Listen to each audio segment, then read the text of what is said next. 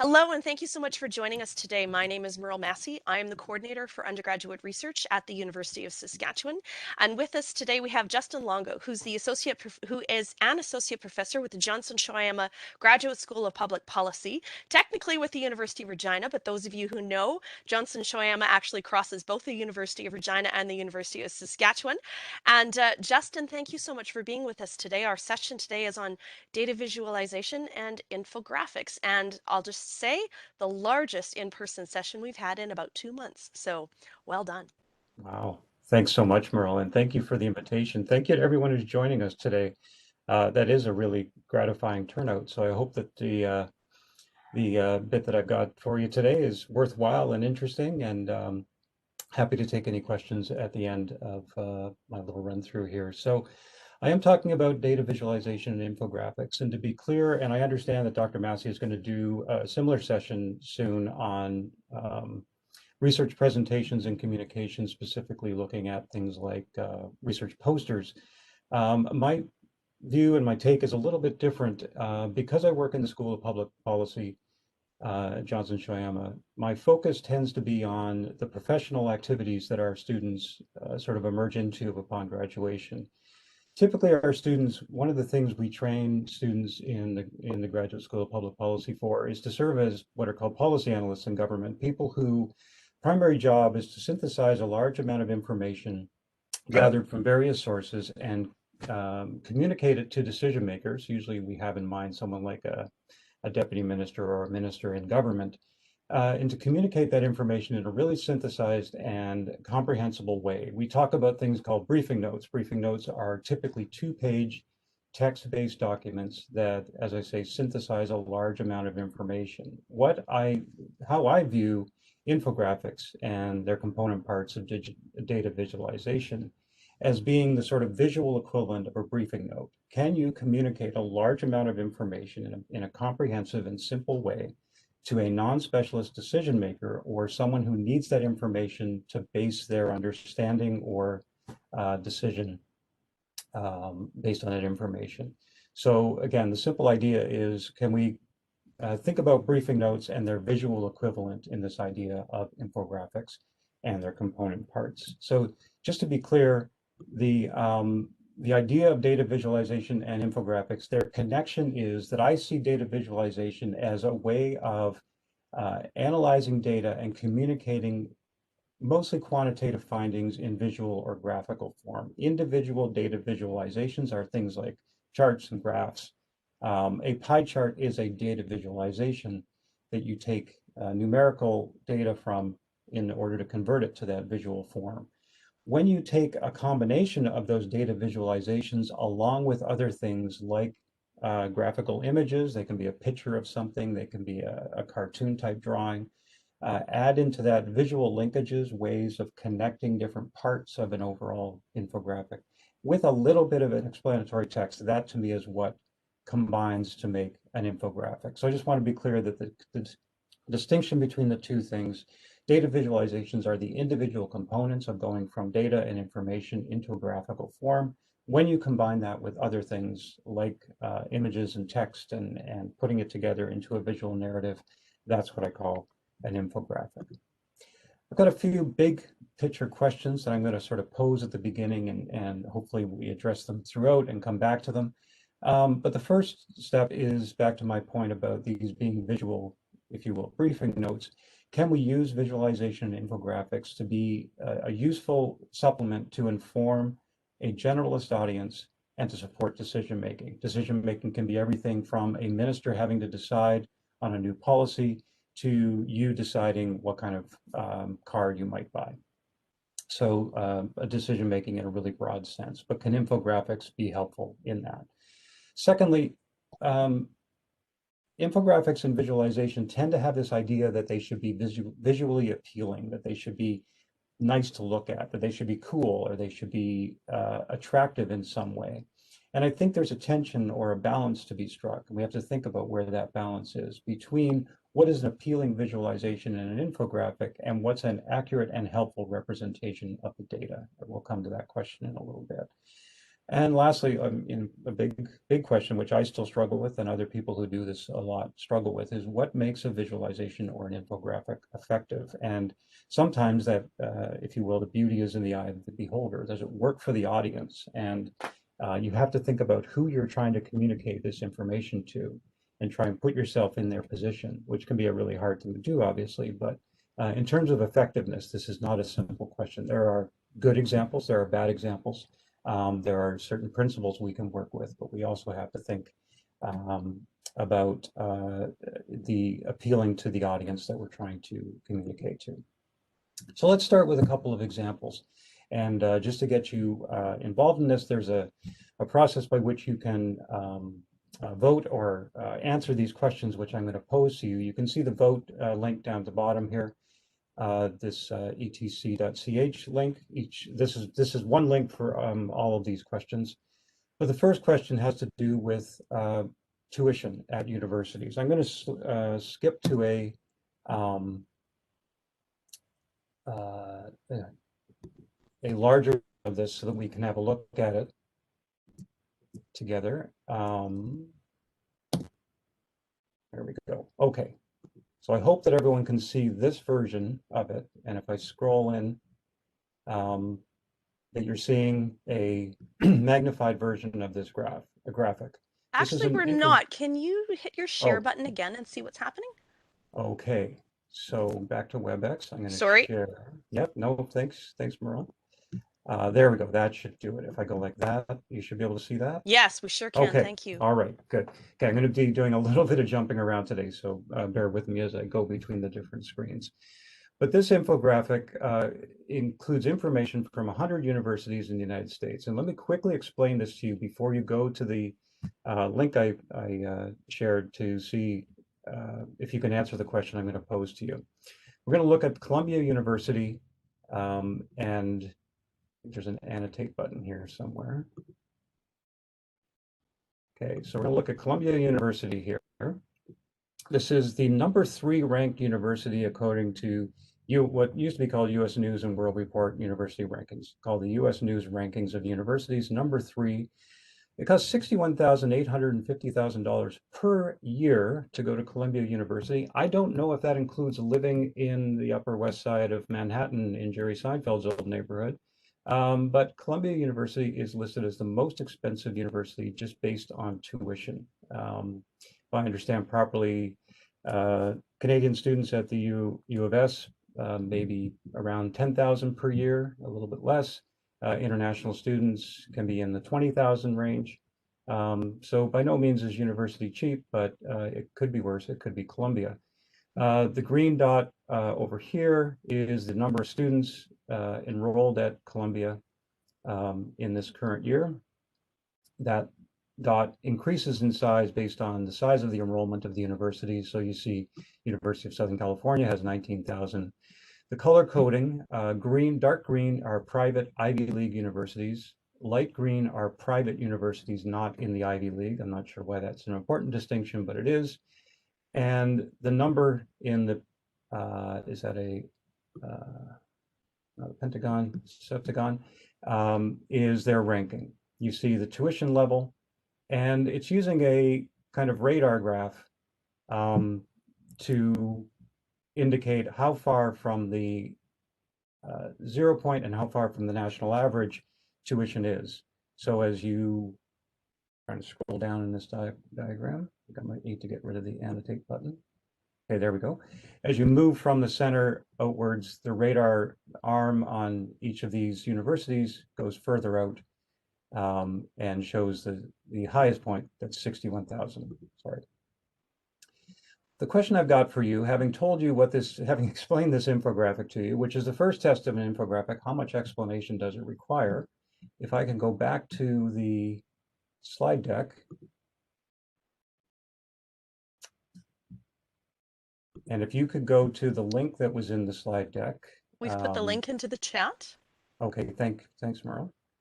I need to change my screen that I'm sharing here. Here we go. Back to WebEx, share, and you should be back on slide deck? We are, thank you. Okay, so there is a multiple choice question at that link. Um, and if people can tell me, I'm hoping that you're seeing the four options. The question It's I'm asking you is, and this is a Justin, you bit may of a, need to start the poll. It says your okay, presenter will start the poll. Please stay tuned. That's what okay, I'm getting anyway. all right. There Okay, it is. it had stopped itself. Now it's restarted. Thank Okay. you.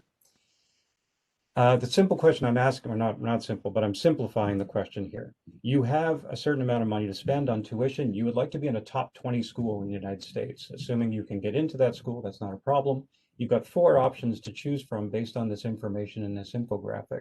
If you're trying to be most cost effective, but you want to be in the top 20, where are you going to focus your energy on getting into university? And I'm going to give you about 30 more seconds to answer that question. Got four choices there: Brigham Young, Georgia Tech, University of California at Los Angeles, and Princeton University. Could you go back to the infographic? Yes. That'd be great. Thank you. Is that sharing it? Yeah, yes, it is. Thank you. Okay. So remember the black, someone tell me what a six-sided polygon is.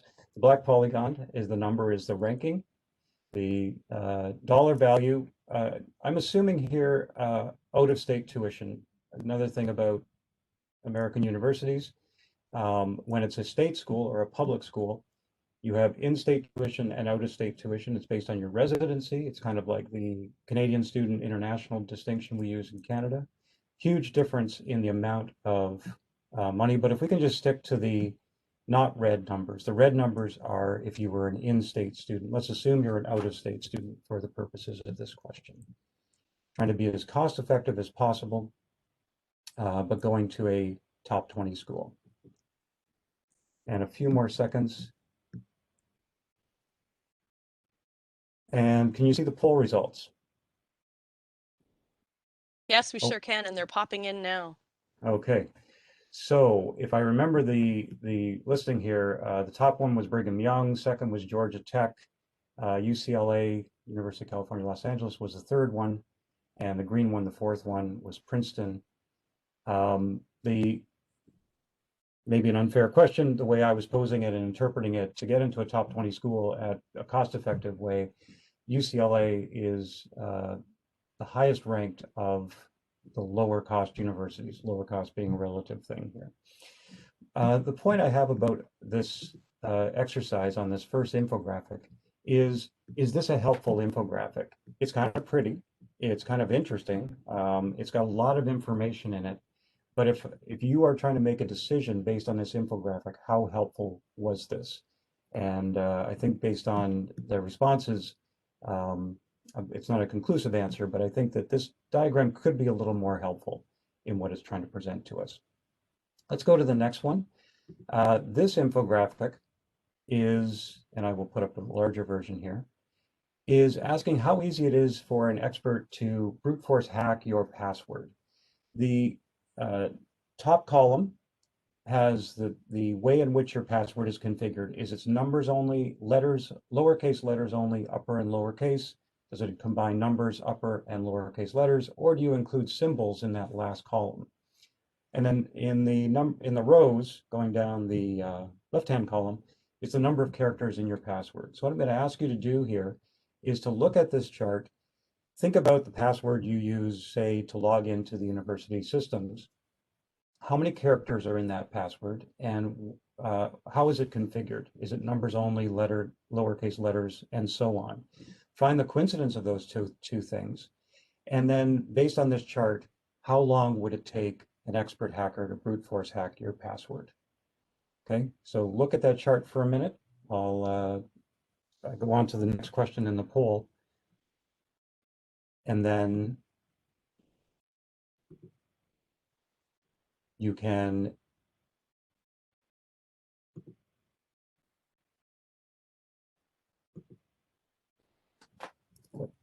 just trying to figure out what poll number we're seeing here.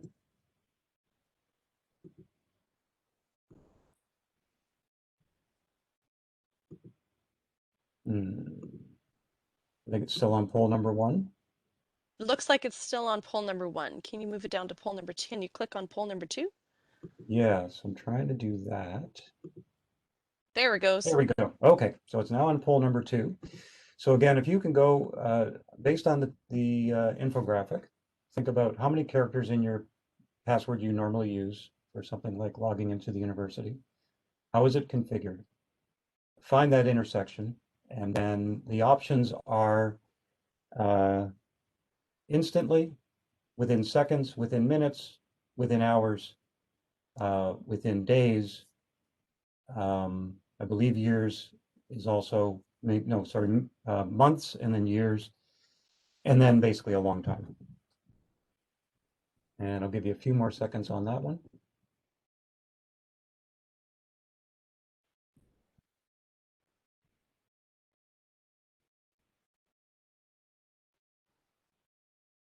And if you can see the results, I am super impressed by this group. Another thing I teach a little bit about is information security. And I'm very happy to see that no one has an instantly hackable password, nor can it be done in seconds or minutes. But if you are in the hours category, you do want to think about how vulnerable you might be. Days is pretty good. Years is great. And anyone who's got one that would take a really, really long time, very proud of you. So, but the point about this infographic for me is, does this allow you to go from the information being presented to a decision, and a decision being, how secure is my password? And I think this is more effective than the first one we saw. It's a simple way of communicating what is pretty complicated information, but it does it in a way that allows the decision maker, you being the person responsible for your password, a quick visual way of understanding the relationship between the length of your password and the way it's configured. Okay, let's do one more and we'll move on. And this last one has to do with electric vehicles. The basic overall question is, should Saskatchewan, and specifically in this case, should the city of Saskatchewan be investing in public electric vehicle charging stations? And the information I'm going to give you is an infographic from Statistics Canada. Statistics Canada puts out a lot of infographics. You can see at this page right here that they've got an entire section on their website devoted to infographics, and they put quite a few of them. But this question has to do with zero emissions vehicles and more specifically electric vehicles. Look at this infographic. I'll take you through it here. This is the state of zero emission vehicles in Canada in 2020. It doesn't quite define what exactly a zero emission vehicle is, but it does talk about electric vehicles. Down here, 3/4 or 72% of new zero electric vehicles registered in 2020 were battery electric vehicles. That's a plug-in electric vehicle, a Tesla or something like that, that you have to regularly plug into a charging station, this blue tower right here. A few things to look at. There were 54,000 new zero emissions vehicles registered in Canada in 2020. This is down slightly from the year before. You see the proportion of these vehicles amongst the entire fleet, so 3.5% in 2020, 3.5% of all vehicles in the country were zero emission vehicles. Again, 72% of them are battery electric, plug-in electric. And this last information is that 95.4% of new ZEV registrations were in Canada's 3 largest provinces. It doesn't tell us what those are, but we would know from our information that it's British Columbia, Ontario, and Quebec. So most of the registrations are in those 3 provinces, and they're down a little bit overall in the country from last year. So the question I have for you, I think I need to resume there we go. The question number 3 should be up on the screen, and it's a straightforward question. Using this infographic, if you were a decision maker at the city of Saskatoon, whether on city council or city staff, does this infographic give you an incentive or enough information to argue for or against the installation of public electric vehicle charging stations in the city using city funds? So based on this graphic, would you argue for the need for public electric vehicle charging stations. And I'm going to switch to graph, and yeah, overwhelmingly, no, there's either not enough information in this infographic, or it actually argues against public investment in those charging stations. Number of problems with this infographic. It doesn't define what a zero emissions vehicle is. It doesn't distinguish it from a battery electric or a plug-in electric vehicle. It does say that the registrations are down slightly in Canada overall. It only talks about 3 provinces and talks about them obliquely to say that registrations are pretty well predominantly concentrated in those 3 big provinces. And there's either not enough information, which is, I think, our first problem in this infographic, and secondly, not enough specific information to argue for electric vehicle charging. Okay. But that's an example of a StatScan infographic, and you can think about who this might be targeted for. I'm frankly not 100% sure who this is targeted for. It does look like a way of putting out an infographic on a topic without contemplating who the audience might be and what the audience's interest might be. Okay, so let me move on to some other perspectives on infographics. The idea of modern data visualization and infographics, for me at least, sort of got triggered by a Swedish population health epidemiologist, Hans Rosling, who did one of the first TED Talks in 2006.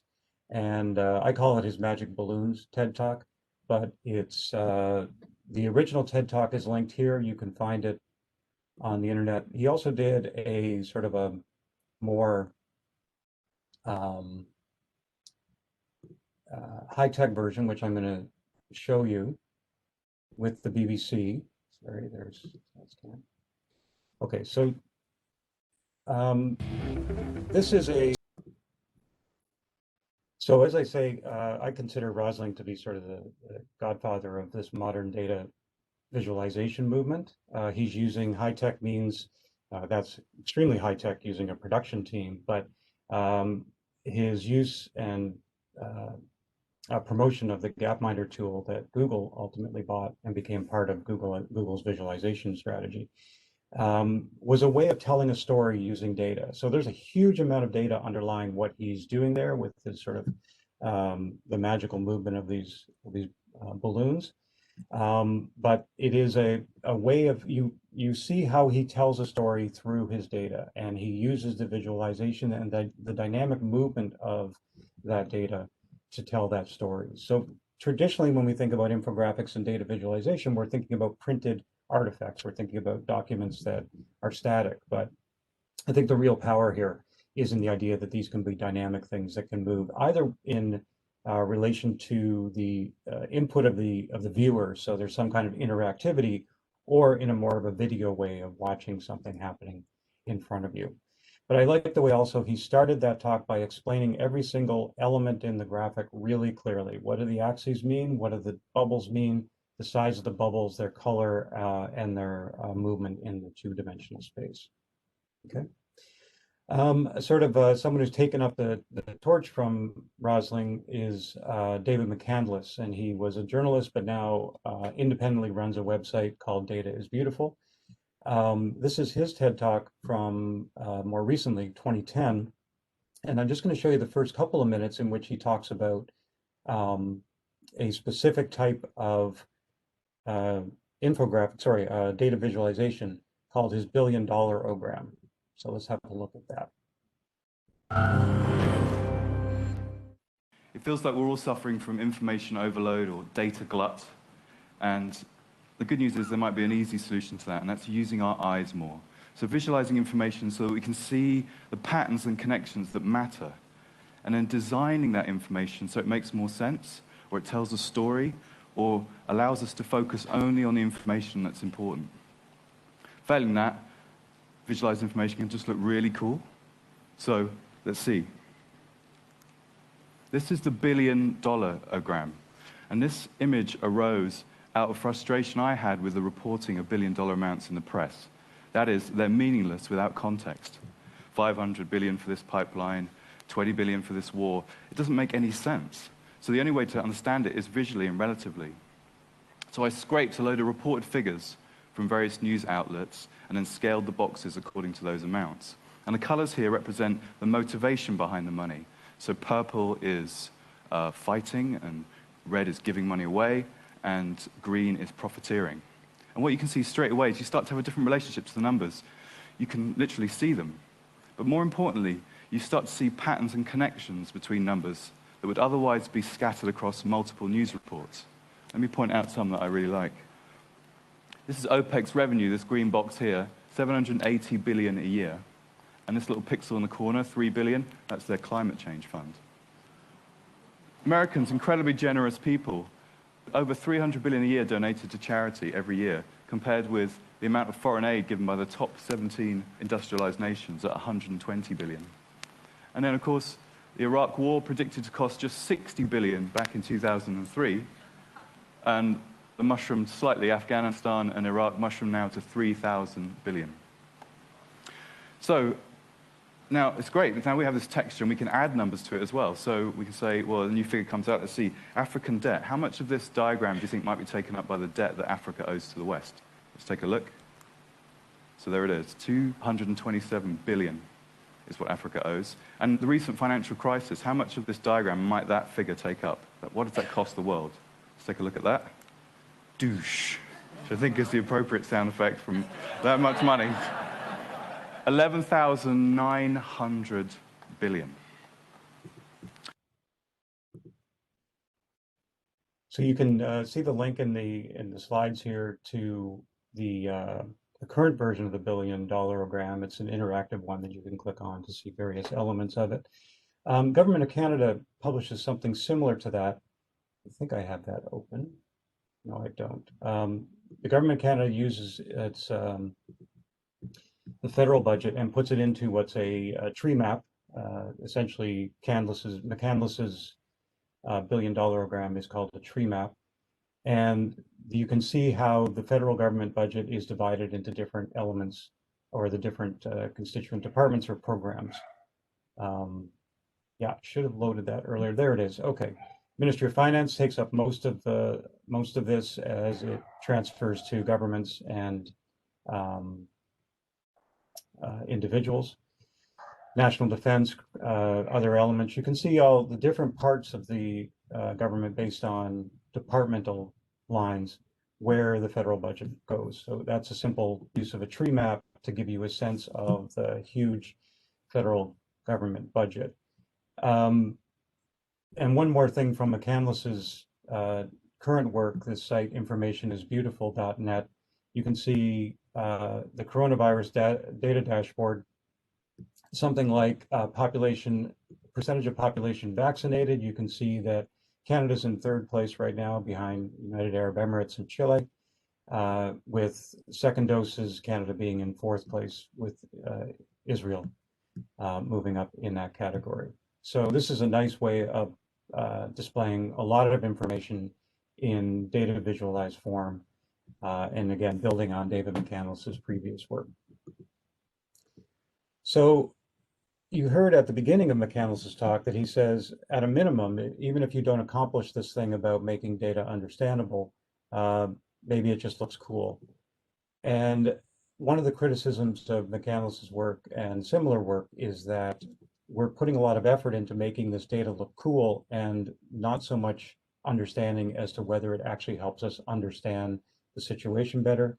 And more importantly, does it help us to take action on that information, or does it just make us feel good because we now have a picture of something as opposed to having to read through numbers and more text-based information?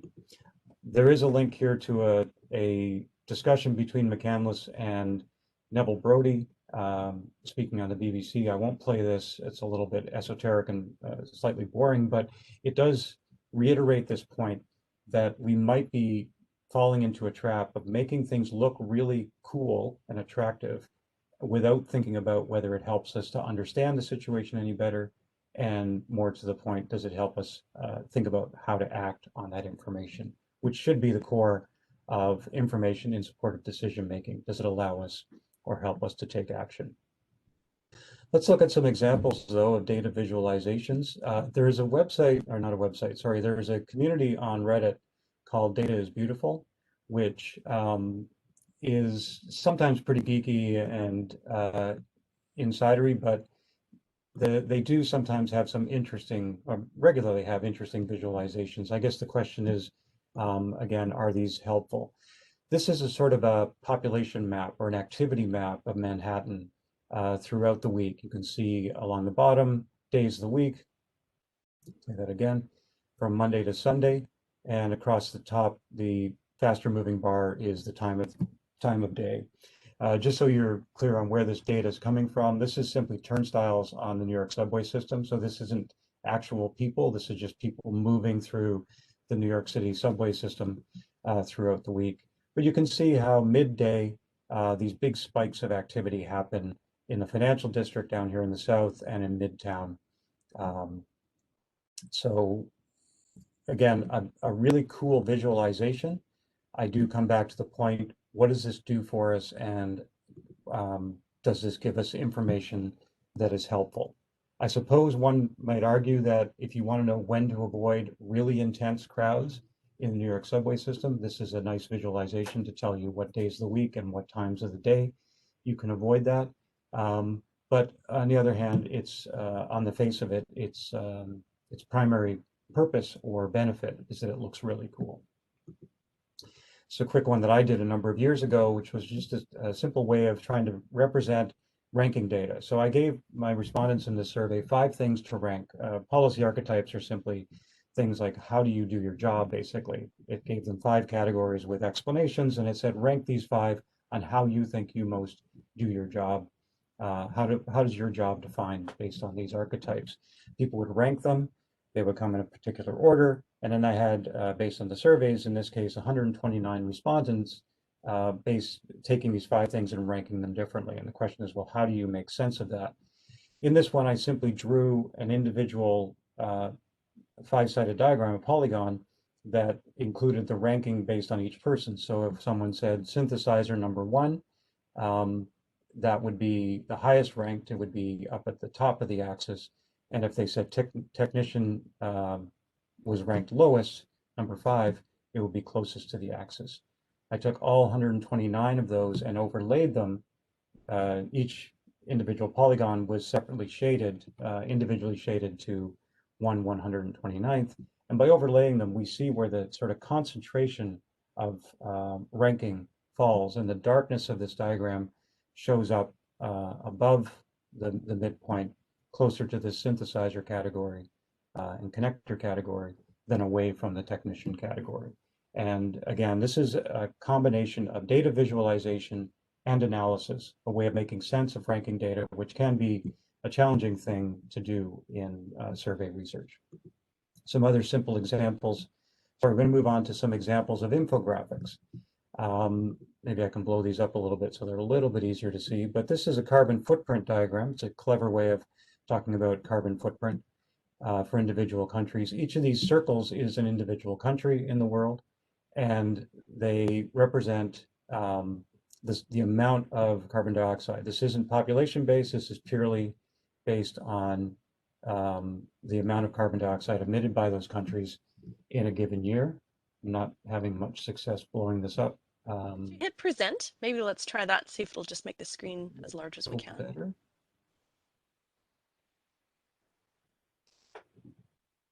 The color coding is regions of the world. Thank you.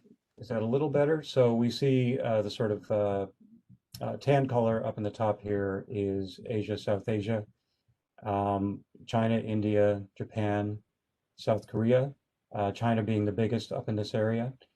Red is the Middle East. The African countries are in purple in the top right-hand corner here, South Africa being the biggest of that group. Green is Europe, and Russia is the biggest, though Germany is not far behind. And light green is North America. I don't see South America on this, but I'm sure it's in there somewhere. I think South America is the brown one up here, close to the Middle East.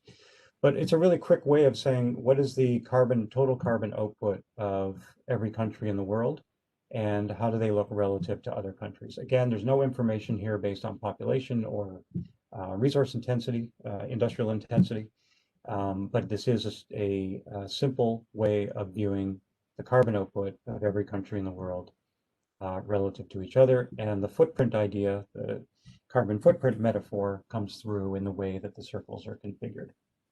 This middle one, sometimes data can be quite simple, and apparently there is data on what is traditionally the way to greet someone in France. How many kisses? I did not realize that 5 times was either appropriate or normal, but if you ever go to Corsica, apparently this is something you should be prepared for. So if you're going to France, this is an interesting infographic to at least study beforehand and think about where you might be going and how many times you might be prepared to greet someone with a kiss on the cheek.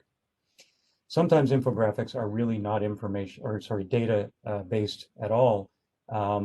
There is no data visualization in this how to be productive infographic that I can make out, but it is rather a series of pieces of advice, little insights, or arguments in favor of how to be productive. And it categorizes them based on different colors to put them into categories. This orange one is nutritional based. Different colors to indicate different categories of where you might want to focus on how to improve your productivity. But infographics do not require huge amounts of data. Sometimes it's very small amounts of data, and indeed sometimes infographics can be almost void of data. This, however, I should go back to the present mode. This is called by a person called Edward Tufte, perhaps the best graphic ever made. Edward Tufte wrote, amongst a lot of other things, 3 beautiful and quite large coffee table books about data visualization and information visualization. If you're ever looking for a present to buy someone who is into design or data visualization, look up the books by Edward Tufte, T-U-F-T-E, and they really are gorgeous books. And this is what he calls, again, the best, perhaps the best graphic ever made. What this is displaying is Napoleon's march on Russia in 1812 and returning back to France, back to Poland in 1813. If you know the story, Napoleon had conquered Europe. The Russians were still bothering him. So he marched on Russia to prove his point and to essentially gather Russia into his European empire. Along the way, this light brown colored band reduced in size based on a number of factors, some desertions, some conflict leading to casualties, some malnutrition and famine, some exposure. But basically, they're dealing with pretty good conditions up until they reach Moscow in, I believe it was in November of 1812. Napoleon thought they'd just get to Moscow, prove their point. The Moscow government, the Tsar, would concede to Napoleon, and then they could leave an occupying force, and the rest of them could go back. The Russians weren't too cooperative about that. They actually left Moscow, moved to St. Petersburg, if I'm not mistaken, and left Napoleon standing outside the gates of Moscow, waiting for the surrender that never came. What did come, of course, was winter, and Napoleon realized he had to return, or all of them are going to die. So the black line is the retreat from Moscow in late 1812, 1813, and the line gets thinner and thinner based on further attrition of the Napoleonic army, based primarily on exposure. You've got desertions still. Once you cross a river, things get really difficult. This black line here is a rejoining of the forces that had split off earlier. And these guys wondering what the heck happened to you guys in Moscow. And they stumble back in across the river into Poland. almost literally decimated from what they were when they started out. The line along the bottom here is the temperature. So that corresponds to the retreat. You can see the temperature plummeting and the effect that's having on the Army as temperatures get worse. And again, this is what Tufte calls the best graphic ever because it contains so much information. It puts it in a two-dimensional space, but it contains a vast amount of detail and information for you to consider. Sankey diagrams are one that I really like.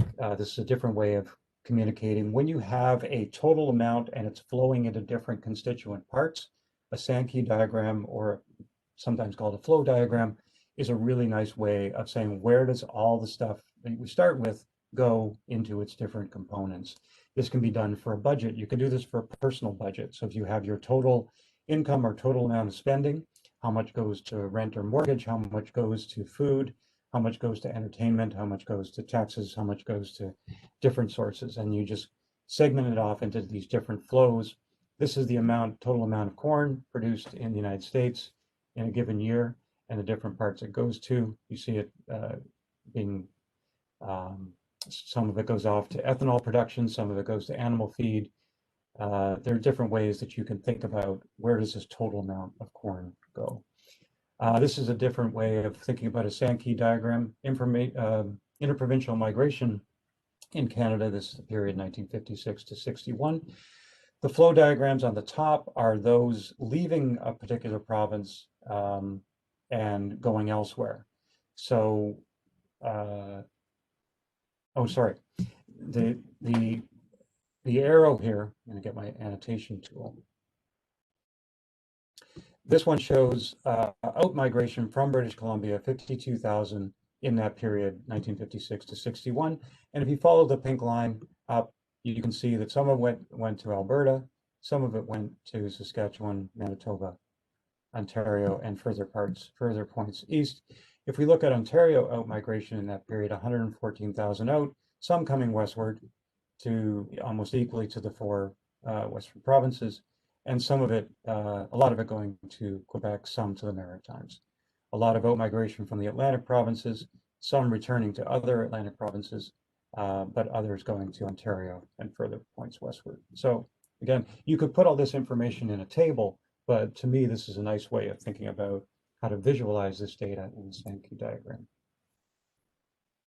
I'm going to try and wrap up pretty soon, Merle, because I'm realizing how I am true to form, talking a lot more than I had anticipated. You're doing just great. And it's interesting, of course, students always really want to know, it's like, okay, but where can I make these diagrams? And look, this is where you're going next. So yeah, thanks so much.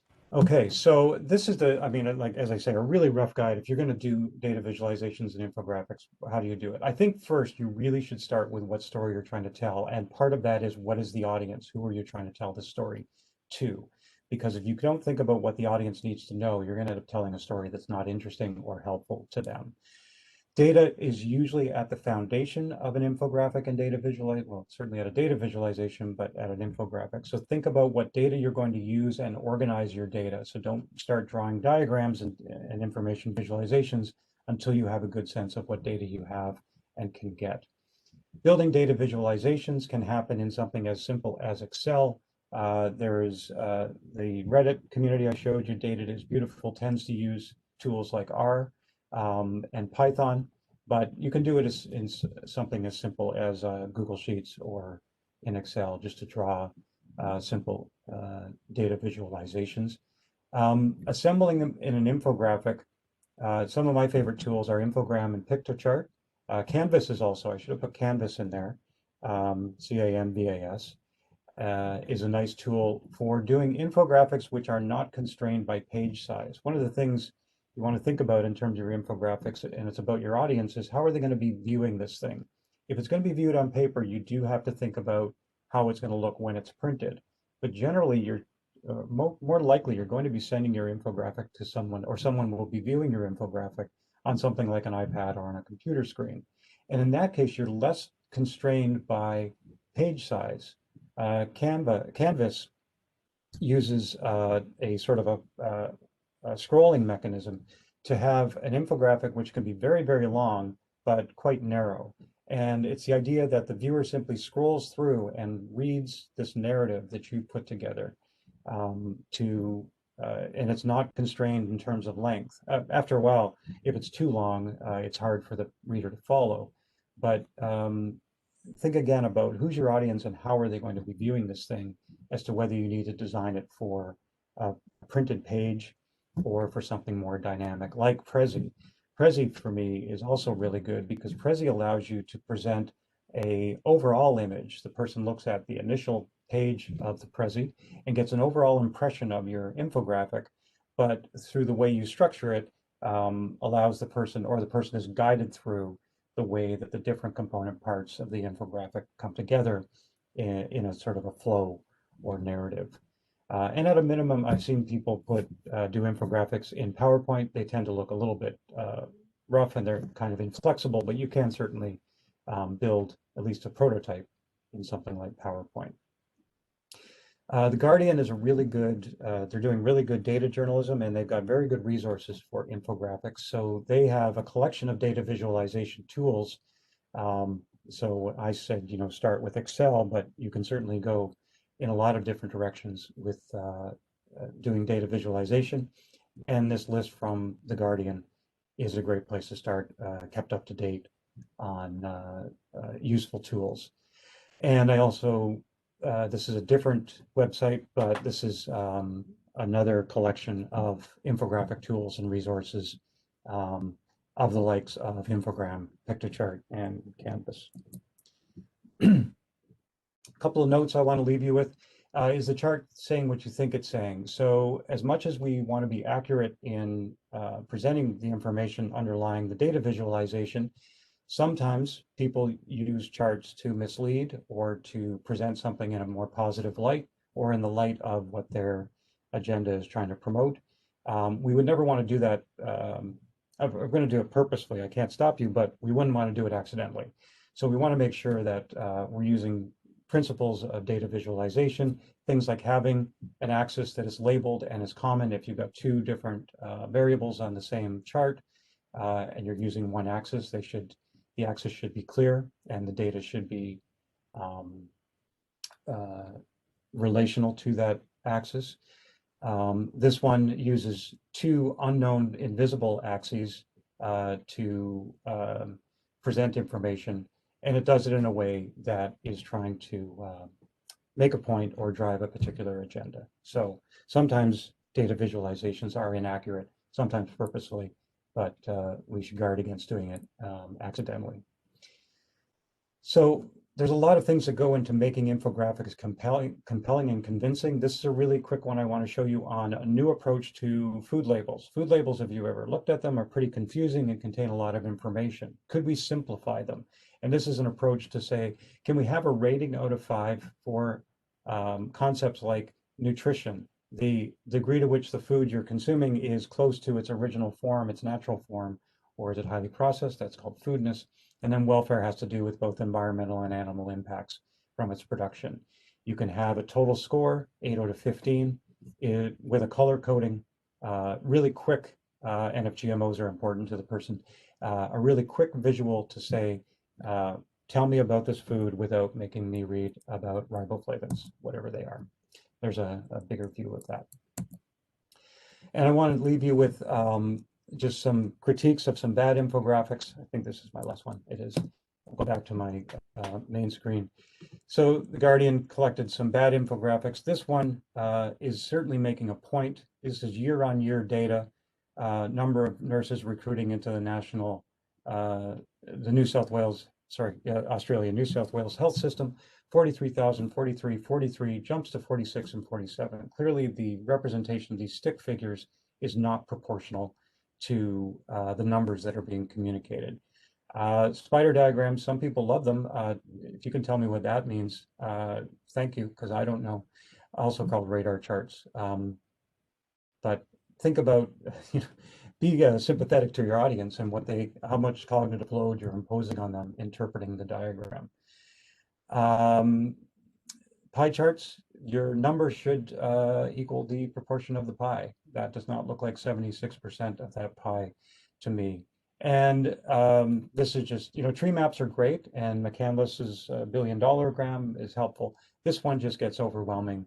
And once you get beyond the few big boxes up here in the top left, it's not very helpful. And the 10 worst, it's another compilation of some really terrible ones where the math doesn't add up. When you're clearly wrong about things geographical, think about why you're doing an infographic, and the infographic should accurately represent the data. Merle, I hope that was helpful, entertaining, useful. I'm happy to take any questions. It And was all of those things, Justin, good. absolutely all of those things. What I'm going to do and what I normally do is that I actually stop the recording so that Okay. students can feel free to unmute themselves and ask their questions or put them into the chat. But all of you join me in a round of big thanks for having Justin here, and we'll be able to go ahead and add your questions either in the chat or unmute yourself and ask them. Thank you again, Justin.